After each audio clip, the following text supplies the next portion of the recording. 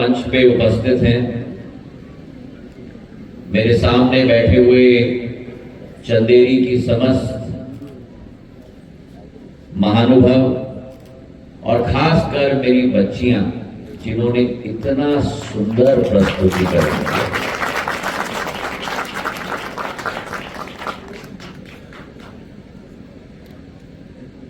गीत भी प्रेरणादायक था और नृत्य और कला का प्रदर्शन भी बहुत ही प्रेरणादायक था। और सबसे महत्वपूर्ण मुझे इस बात का बड़ा गर्व लगा कि इस आने वाले पीढ़ी में हमारे देश की संस्कृति और कला पूरी तरह से सुरक्षित है। एनसीसी के मेरे सभी सिपाहियों को भी मेरा सलाम। एनसीसी के बहुत परेड मैंने देखे हैं और मैं भी एनसीसी का कैडेट रहा हूं। कब मैं नहीं बताऊंगा, क्योंकि बता दिया तो फिर मेरी उम्र का रहस्य निकल जाएगा। पर जिस तरीके से यूनिफॉर्म पहनकर पूरे मुस्तैदी के साथ स्टेप इन स्टेप कदम से कदम मिलाकर मेरे नौजवान साथियों ने अपने हुनर का प्रदर्शन किया है, मैं उनको भी बधाई देना चाहता हूं। मेरे पूर्व वक्ताओं ने हमारे संस्था के बारे में बहुत कुछ कहा है।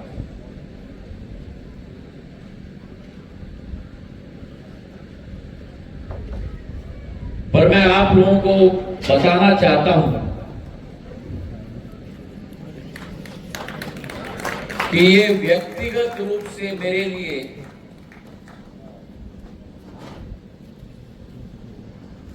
एक भावनात्मक सफर रहा है।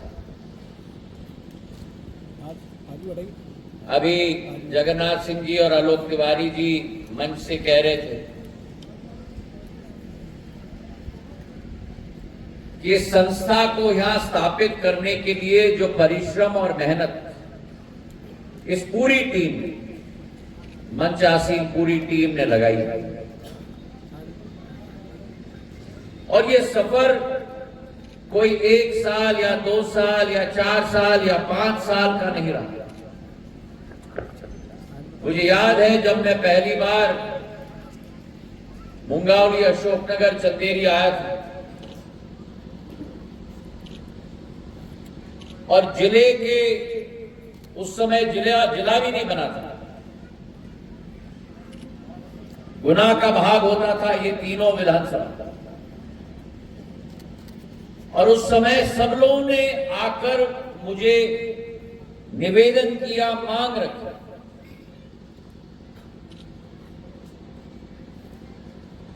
कि उस तत्कालीन जिले में जो गुना जिला कहलाता था, 4 विधानसभा गुना के, 3 विधानसभा अशोकनगर के, 7 विधानसभाओं का जिला था, वहां एक ही केंद्र विद्यालय था, गुना विधानसभा में बजरंगगढ़। और हम सब यहां एक दूर दराज इलाके में, एक तरफ बीना और सागर, दूसरे तरफ गुना, बीच में ये 3 विधानसभा, और मुझे स्वतः ये पीड़ा लगी क्योंकि मेरा अशोकनगर, मेरी मुंगावली और मेरी चंदेरी, अगर इतिहास के पन्नों को आप पलटो तो सम्राट अशोक की अवधि से, मां जागेश्वरी के मंदिर के समय से ये संपूर्ण क्षेत्र, ये अतिशयोक्ति नहीं होगी अगर मैं कहूं कि ग्वालियर चंबल संभाग का नहीं, लेकिन समूचे मध्य भारत का ज्योति पुंज रहा है शिक्षा के क्षेत्र में। लेकिन आधुनिक युग में हम कहीं ना कहीं शिक्षा के केंद्र को स्थापित करने में उतने सफल नहीं हो पाए, और उसका मुख्य कारण यह था कि जिला बहुत बड़ा बन गया। गुना जिला का भाग होने के नाते जो महत्वपूर्णता यहां होनी चाहिए वो बन नहीं पाई। तो मैंने निर्णय लिया कि मैं शुरुआत करूंगा, तो मैं केंद्र से शुरुआत नहीं करूंगा, मैं शुरुआत करूंगा तो जो प्रधानमंत्री जी की सोच है, जो भारत के नक्शे पे उन्होंने लागू किया है कि भारत का आखिरी गांव,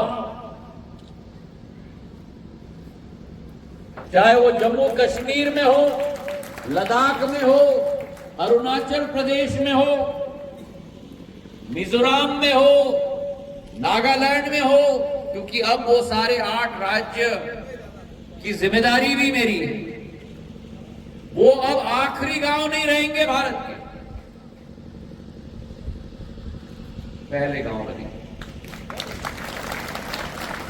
सारी सुविधाएं जो दिल्ली, मुंबई, चेन्नई, बंगलुरु जैसे राज्य, जहां ये बड़े बड़े शहर स्थापित हैं, जहां उनके गांव में होती है, वो उन पहले गांव में भी हो।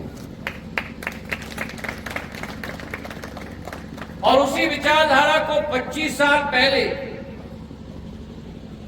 2002 में मेरे मन में यह भावना आई कि वृद्धि, विकास, प्रगति शिक्षा के रूप में अगर हम शुरुआत करेंगे तो हम अशोकनगर और चंदेरी से शुरुआत नहीं करेंगे, हम मुंगावली से शुरुआत करेंगे।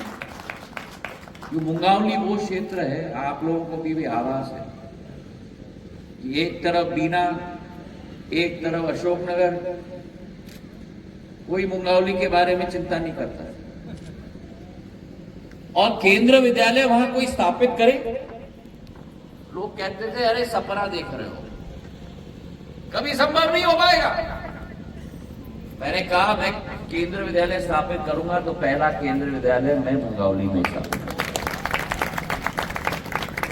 और 2002 का जो सपना था मेरा, 2008 या 9 में साकार हुआ।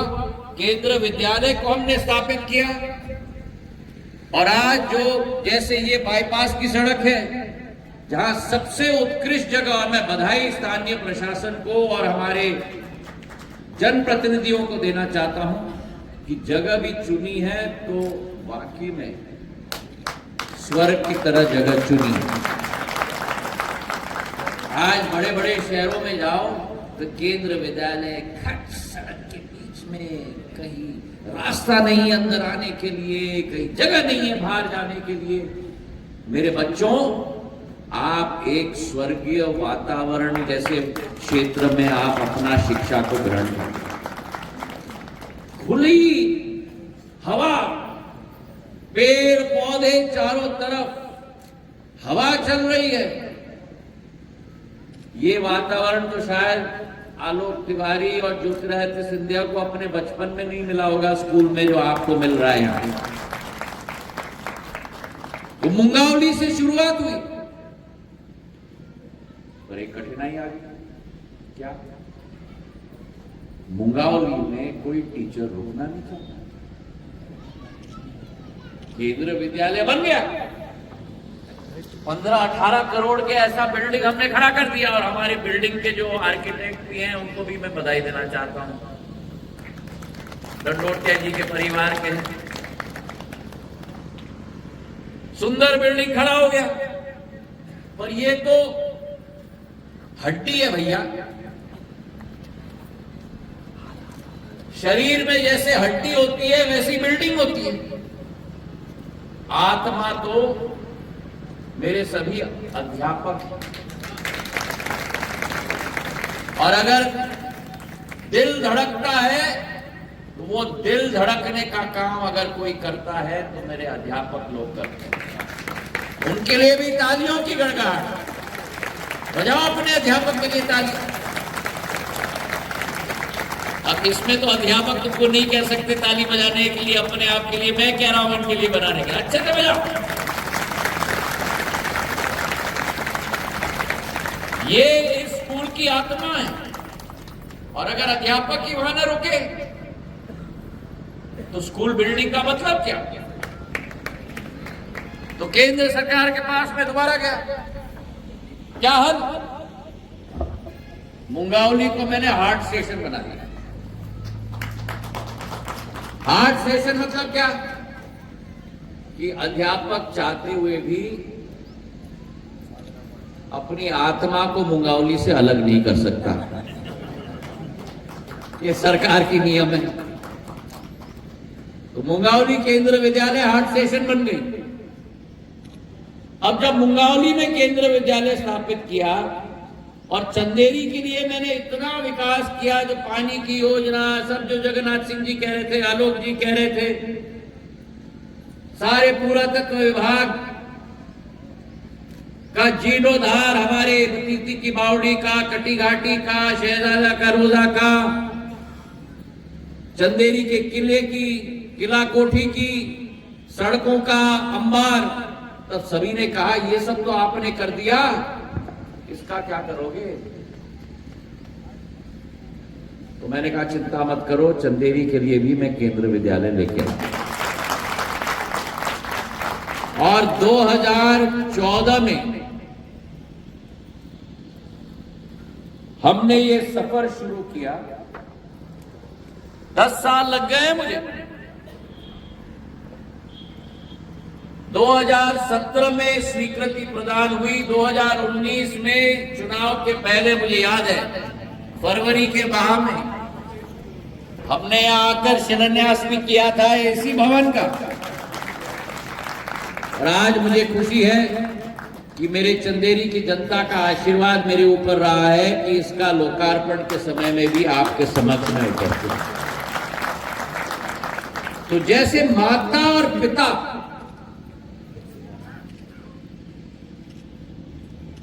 बच्चे को जन्म देते हैं, आप ये समझ लो कि मेरी मुंगावली और चंदेरी और अब अशोकनगर केंद्र विद्यालय भी मैंने स्वीकृत करा दिया है पिछले 1.5 महीने के कैबिनेट मीटिंग में। ये मत समझना कि अशोकनगर को मैं पीछे छोड़ रहा हूं कहीं।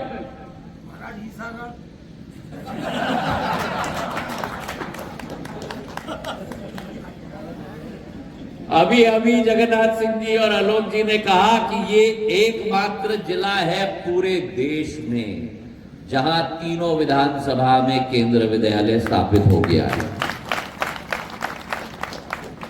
अभी अशोकनगर का केंद्र विद्यालय का कंस्ट्रक्शन का काम शुरू होने दीजिए, उसके बाद राजकुमार सिंह जी आपकी बात पर भी आपका जनसेवक लग जाएगा, आप चिंता मत करो।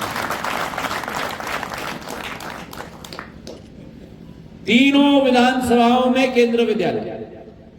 और जो मैं कह रहा था, जैसे माता पिता बच्चों की परवरिश करते हैं, ये सफर मेरे लिए, ये केंद्र विद्यालय मेरे अपने बच्चे का समान है।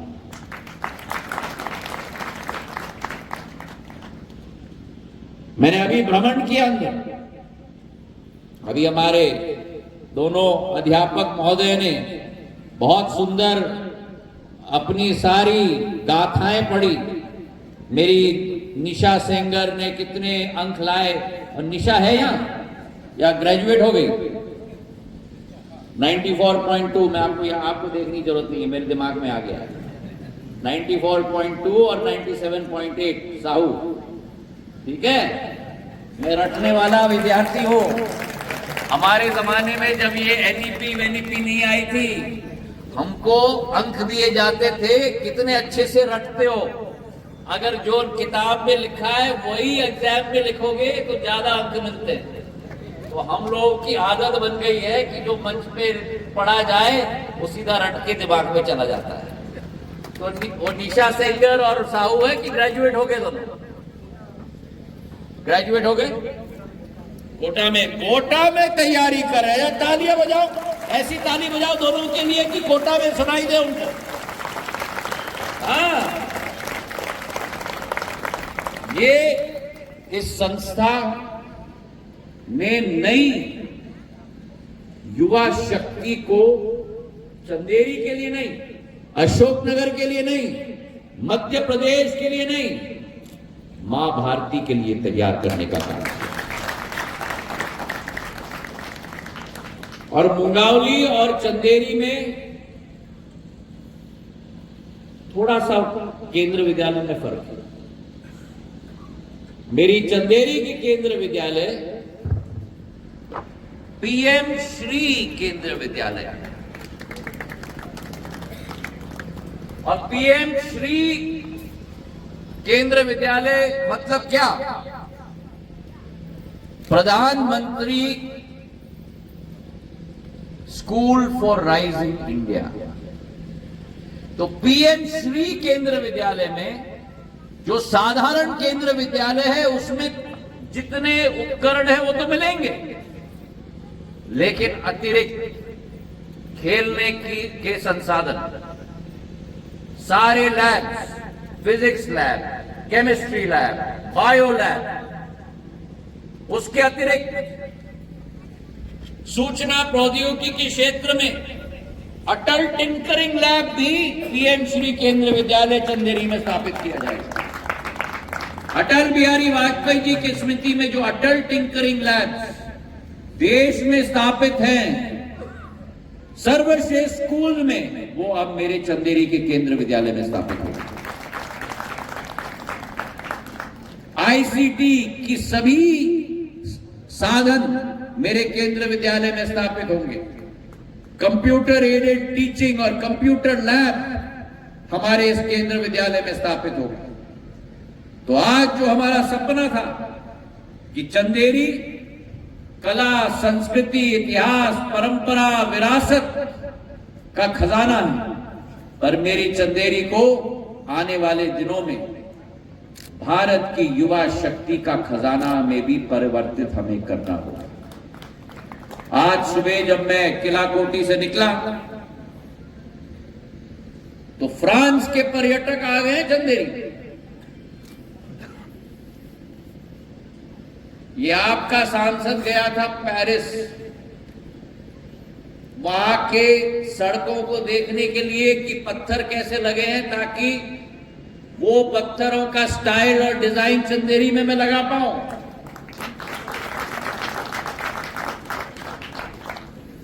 और सारे चंदेरी के अंदर के सड़कों को उसी डिजाइन से हमने बनाया। अब देखो 10-12 साल बाद पेरिस आ गया है चंदेरी के अंदर। पेरिस के पर्यटक आ गए हैं। क्यों? क्योंकि जो इतिहास मेरे चंदेरी में है, बैजू बावरा की नगरी है, मां जागेश्वरी की नगरी है, ये दुनिया में कहीं नहीं मिलेगा जो चंदेरी में मिलेगा। और बैजू बावरा पर जो नृत्य मेरे चंदेरी के बच्चों ने, कलेक्टर साहब, जो आप लोगों ने सबने मिलकर आयोजित किया पिछले बार जब मैं प्रवास में था, इतना सुंदर नृत्य। और आने वाले दिनों में हम लोग कोशिश कर रहे हैं कि उनका पहला परफॉर्मेंस दिल्ली में भी हो, उसी टीम की, उसी ग्रुप की, ताकि मेरे बच्चों को दिल्ली का भी एक्सपोजर मिल पाए। शिक्षा का क्षेत्र ज्ञान केंद्रित करने का क्षेत्र है, पर ज्ञान केंद्रित करते हुए मैं सभी बच्चों को भी कहना चाहता हूं, सदैव अपने अंदर एक जिज्ञासा रखो कुछ नया सीखने का। सदैव अपने अंदर जिज्ञासा रखो, अपने अध्यापकों से प्रश्न पूछने का। हम लोग भारत में बहुत डरते हैं प्रश्न पूछने से। शिक्षा ग्रहण होती है किताबों से पढ़ने से, बस शिक्षा ज्यादा अच्छे से ग्रहण होती है जब प्रश्न आप पूछो। और कभी भी अपने आप को जिंदगी में असुरक्षित मत समझना। ये बहुत बड़ी खामियाजी है हम में। क्या कि हम लोग 25-40 बच्चे क्लास में अगर बैठे हैं, अगर प्राचार्य जी, अध्यापक जी हमारे सामने बैठे हुए हैं और अगर हमने बहुत सारे प्रश्न उठाए तो बाकी क्लास समझेगा कि हम थोड़े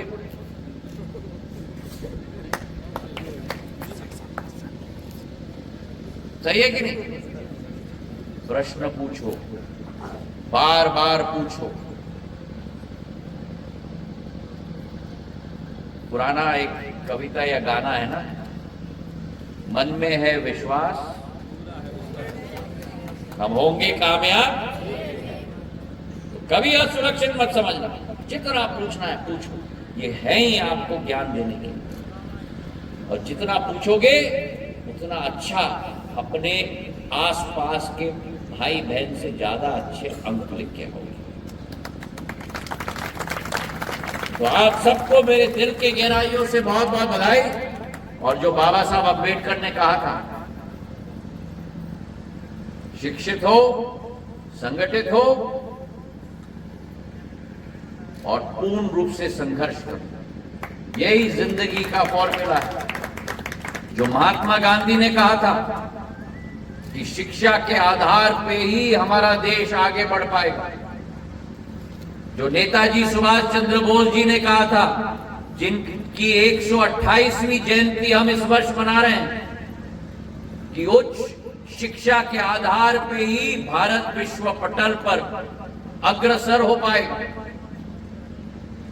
उन महान हस्तियों के पथ पर चलकर हमें आगे चलना होगा और अपने जिंदगी को हमें सफल बनाना होगा। मैं हमारे डीसी को, हमारे प्राचार्य को, हमारे अध्यापकों को और मेरे बच्चों को दिल के गहराइयों से बहुत बहुत शुभकामनाएं और धन्यवाद।